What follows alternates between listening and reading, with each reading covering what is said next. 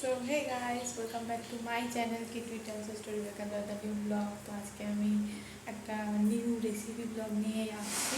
সেই ব্লগটা তোমাদের আশা করছি ভালো লাগবে। আর এই টাইম বাঙালি বলে একটা ব্যাপার থাকে, কিন্তু আমি জানি যতদূর যে সবার এই রেসিপিটা খেতে ভালো লাগবে, একদম শিওর 100%। তো চলো স্টার্ট করা যাক। কিছু না, আর হ্যাঁ একটা বলে দিই, এখানে এই রান্নাঘরটা একটু নতুন দেখছো হয়তো। তো এটা হচ্ছে আমাদের উপরের রান্নাঘর। তো আমি ফার্স্ট টাইম এই রান্নাঘরে রান্না স্টার্ট করছি, কেননা সবে সবে হয়েছে, দেখতেই পাচ্ছ এটা জাস্ট হয়েছে, এখনও নোংরা পড়ে রয়েছে জাস্ট। সেই জন্য ফার্স্ট টাইম রান্নাঘরটা উদ্বোধন করার জন্য আমি ফার্স্ট টাইম রান্না করছি, তাও মাছ দিয়ে। মাছটা খুবই শুভ বলা যায়, এদের মধ্যে তো আমরা সবাই জানি যে মাছ শুভ হয়, সেই জন্য মাছ দিয়ে স্টার্টিং করছি। ভালোভাবে তোমাদেরকে সেটা শেয়ার করবো পুরো রেসিপিটা। রান্না দিয়ে আমি এখন দেখতে পাচ্ছি যে বৃষ্টি এসে গেছে, তোমরা হয়তো ক্যামেরাতে অতটা বুঝতে পারো, বন্ধ করবো কি করবো না বুঝতে পারছি না। হাওয়া তো অতটা দিচ্ছে না, হাওয়ায় দিলে একটুখানি গ্যাসটা নর্মাল করবে, মানে আবহাওয়া নিউ বেশি। আচ্ছা, রান্নাটা স্টার্ট করা যাক। আগে ফার্স্টে আমি যেটা করে নিয়েছি সেটা হচ্ছে, যেহেতু মাছ হবে তো মাছের সাথে সর্ষে ছাড়া বেটার আর কোনো মনে হয় না, একটা আলাদাই ঝাঁজ, মানে লঙ্কার সাথে পেছাবে তো সেখানে আলাদা একটা ঝাঁজ লাগছে, বেশ দারুণ লাগছে। তো আমি এমনি তেলটা কড়াইয়ের মধ্যে চাপাবো, দিয়ে স্টার্ট করবো। এখানে একটা তেল লাগবে না, কিন্তু তাও রেখে দেওয়া ভালো, কারণ এখন নিউ রান্নাঘর তো সব কিছু কিন্তু সব জোগাড় যন্ত্র করে রাখছি, তারপর একেবারে স্টার্ট করবো। তাহলে স্টার্ট করলে বেশি টাইম লাগবে না। দেখতে পাচ্ছ পুরো বৃষ্টি তো আমরা আছে, একটুখানি মুছে নিই, কারণ মুছে শুরু করাই ভালো। এক্সট্রা হয়েছে তো সেই জন্য একটু নোংরাটা আছে, এছাড়া মোটামুটি একটুখানি পরিষ্কার করলেই সব ঠিক হয়ে যাবে।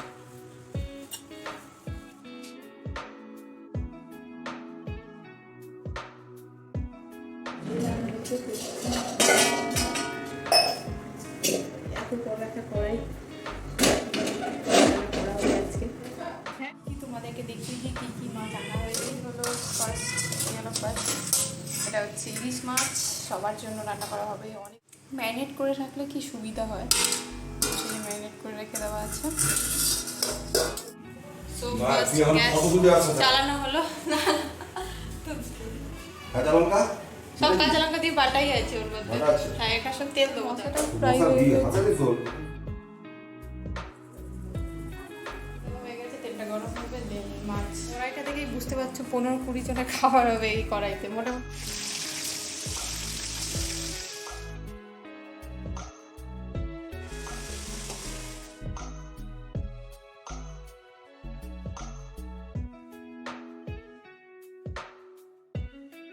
রান্না চলছে, বাইরে বেশ প্রাকৃতিক হাওয়া, একটা সময় ইলিশের একটা আলাদাই টেস্ট থাকে, যেটা তুমি অন্য হয়ে গেলে তারপর তোমাদের রান্নাঘরটা একটুখানি গরম হয়, যেহেতু তো দুখানা লাইট জ্বালিয়েছি ভিডিও করবো বলে, তো আরও একটুখানি বেশি গরম লাগতো। তো একটুখানি বাইরে গিয়ে বাইরে খুবই খুঁজতে হাওয়া থাকে, বাইরে আসলাম। আর বাইরে বেশ খুঁজতে হাওয়া ভাজা হয়েছে, এটাকে উল্টাতে হবে, উল্টে পর দেন তুলে নিতে হবে। পেয়ারা একটুখানি খাওয়া, খুব মিষ্টি খেতে। এখানে ভাজা কমপ্লিট, আর কিছুটা ভাজা হচ্ছে যেটা রাখা হবে, সেই জন্য কমপ্লিট মাছ যেটা এরপর ভাজা হবে। 5 মিনিট আগে আমি এলাম, তখন দেখলাম যে বাইরের ওয়েদারটা কি সুন্দর। দেখলাম এই মাত্র এখন দেখো রোদ উঠে গেছে, রোদের একটা তাপও আছে, তাও বৃষ্টি যে হয়েছে সেটা মানে ওয়েদারের, মানে ওয়েদার 1 মিনিট বাজে চেঞ্জ হয়, 1 মিনিটও চেঞ্জ, 1 মিনিটও লাগে। পুরো ইলিশ মাছ ভাজার ডান। আমার এটা খুব ব্যাড হ্যাবিট আছে, যেটা হচ্ছে রান্না করতে করতে খুব টেস্ট করে দেখা যে জিনিসটা আরও ভালো হয়েছে কিনা, লোক খেতে পারবে কিনা। আমি যদি একা করতাম সেটা আলাদা ব্যাপার, আমার সাথে যেহেতু আছে সেই জন্য চিন্তা নেই, সবাইকে হেভি লাগে কিন্তু তাই।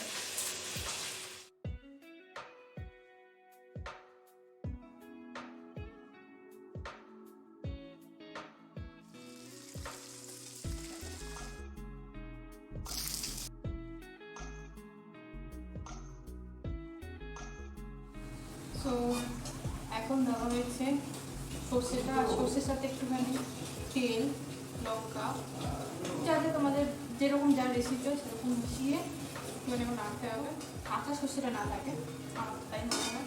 যদিও আমি খুব একটা এক্সপিরিয়েন্স নই, এই নিয়ে হয়তো দুবার ট্রাই করছি, এটা হয়তো আমার সেকেন্ড ট্রাই। পাতলা করতে হবে, যেটা আমরা বেশ একটুখানি চিনি দিয়ে, চিনিও দেওয়া উচিত, চিনি লঙ্কা যা যেটা দেওয়ার ইচ্ছা সেটা দিয়ে দেবে। এটা হয়ে গেল, এটা করে দিলাম গরমের জন্য খাবো না। এবার বুঝতে পারছি যারা রান্না করে একশো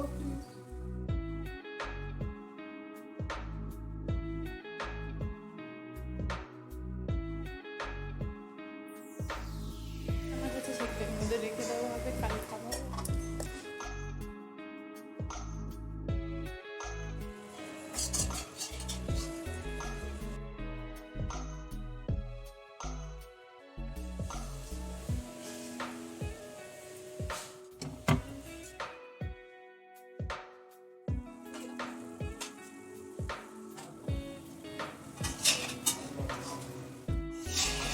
মাছ ছাড়িয়ে নিতে হবে, ওইটা হয়ে গেছে। সব হয়ে গেছে।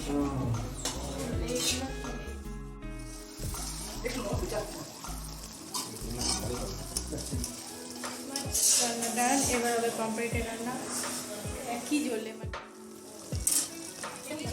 এই মাছগুলোর কোনো ইয়ে নেই, মানে মাছের মশলা এই মশলা ডাইরেক্ট দিয়ে